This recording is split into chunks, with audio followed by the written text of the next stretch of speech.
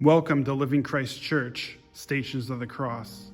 This is stations 1 through 5. Feel free to pause the video at any time.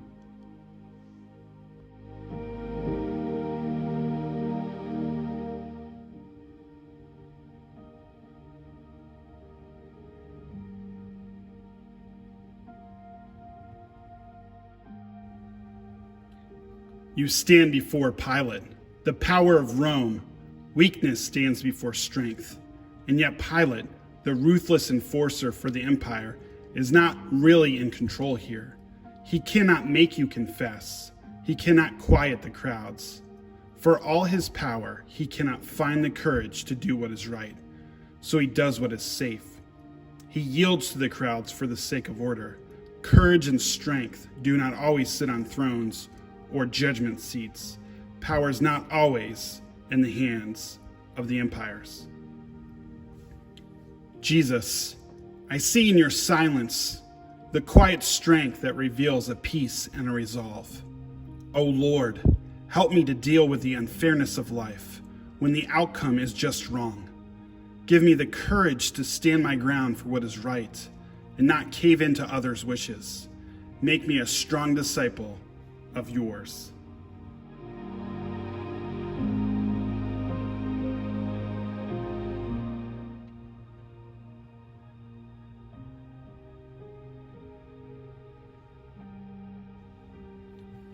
Then the soldiers of the governor took Jesus into the governor's headquarters.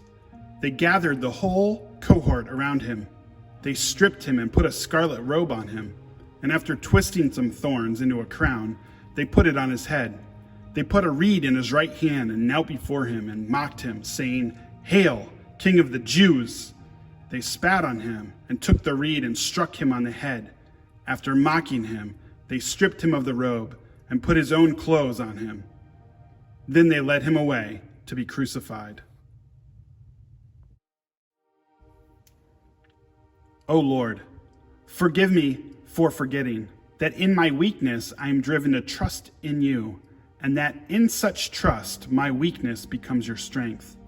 Forgive my attitudes of self-pity that make me more repulsive than loving. I do not ask for crosses to bear, but when they come, give me the strength to bear them as one who follows your example.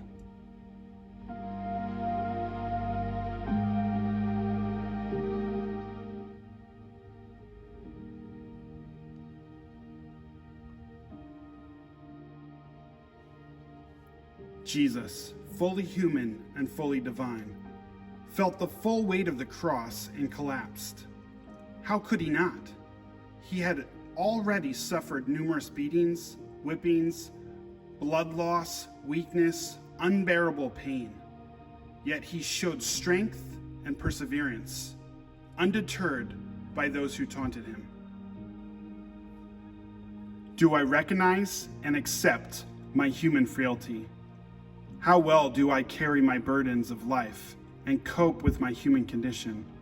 O Lord, when I fail through my weakness and sin, my self-centeredness and self-loathing, help me to get up and to keep walking the path that I know is the right way, the path of following you through all that life gives me.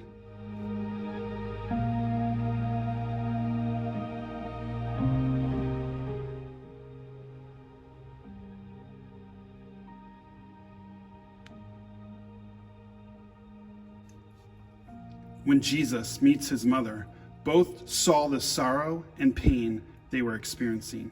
Jesus knew this moment would come. Mary too remembered the words of Simeon, that a sword would pierce her heart. Oh Jesus, how could a son and a mother bear the moment of gaze into their eyes? The tenderness of a mother's love and care for her child, now a man, unjustly charged in order to die the most brutal death, filled that moment. The moment stood still. The answer must be obedience and submission to the will of the Father. This would require enormous faith and love for God, trusting in him for every breath and step. O Jesus, may I grow in my faith and love for our Father in heaven, who knows me and calls me his child. May I look to you and know God is faithful in all his promises. Help me to relinquish my petty concerns and worries and trust alone in the one who loves me.